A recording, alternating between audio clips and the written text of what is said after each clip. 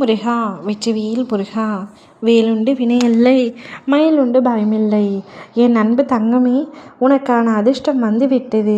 உன் அப்பா நான் உன் நம்பிக்கையை சோதிப்பதற்காக ஒரு பரீட்சை நடத்தினேன். அதில் நீ மாபெரும் வெற்றி அடைந்து விட்டாய். இனி உன் வாழ்க்கையில் உனக்கு எல்லாமே நல்லதாகத்தான் நடக்கப் போகின்றது. நீ என்னிடம் கேட்டது, ஆசைப்பட்டது, வேண்டியது என அனைத்துமே ஒவ்வொன்றாக நடக்கப் போகின்றது. அப்படி என்னப்பா பரீட்சை? எதில் நான் வென்றுவிட்டேன்? என்னுடைய வாழ்க்கையில் தொடர் தோல்விகளால் நானே மனமுடைந்து இருக்கின்றேன்.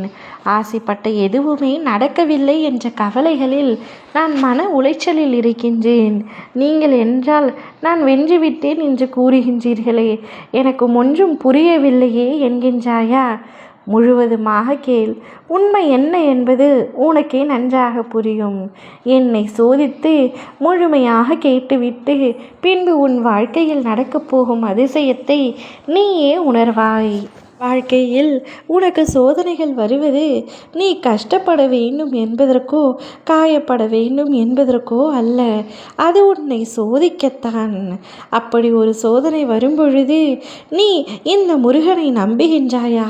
இல்லை என்றால் என் மீது கோபம் கொண்டு என்னை கைவிட்டு விடுகிறாயா என்ற சோதனையில் நீ மாபெரும் வெற்றி கண்டுவிட்டாய்.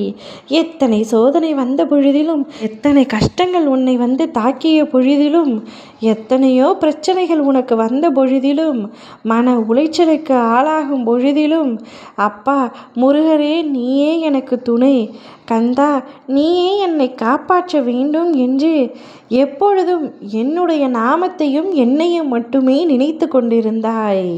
இப்படி நினைத்து கொண்டிருக்கும் நீ எப்படி உன் வாழ்க்கையில் தோற்றுவிடப் போகின்றாய்? உனக்கு வைத்த நான் பரீட்சை, நீ என்னை கைவிட்டு விடுவாய், என் மீதான நம்பிக்கை உனக்கு குறைந்துவிடும், என் மீதான பக்தி உனக்கு குறைந்துவிடும் என்று நினைத்தேன். ஆனால் சற்றும் குறையாமல் நாளுக்கு நாள் அதிகரித்து கொண்டே தான் வந்தன. முன்பெல்லாம் எப்பொழுதாவது முருகா என்று அழைப்பாய். இப்பொழுதெல்லாம் வாயை திறந்தாலே முருகா முருகா என்று என் நாமத்தை நீ உச்சரிக்கும் பொழுது என் மனதிற்குள் எழும் அந்த சந்தோஷத்திற்கு அளவே இல்லாமல் இருக்கின்றது.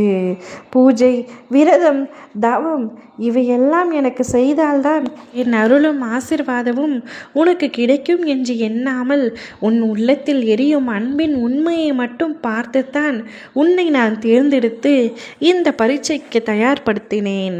அதனால் நான் எந்த சடங்குகளும் செய்யாமல் இருந்த உன்னை ஒருமுறை முருகா என்று கூப்பிட்ட அந்த தருணத்திலேயே நான் உன் மனதிலேயே வந்து தங்கிவிட்டேன். இது உன் தவமும் உனக்கு நான் தந்த வரமும். நீ வாழும் வரை என் அருள், என் ஆசிர்வாதம் உன் உயிரோடு கலந்து இருக்கும். நீ என்னை அடைந்தது உன் முந்தைய பிறவிகளில் சேமித்த பக்தியின் காரணம். நான் உன்னை ஆட்கொண்டது உன் இப்பிறவியின் தூய்மையான அன்பின் காரணம். இனி இந்த பந்தம் எப்பொழுதும் உடையாது தங்கமே. இனி உன் வாழ்க்கையில் அனைத்துமே சுபமாக நடக்கும். ஓ முருகா, வெற்றிவேல் முருகா.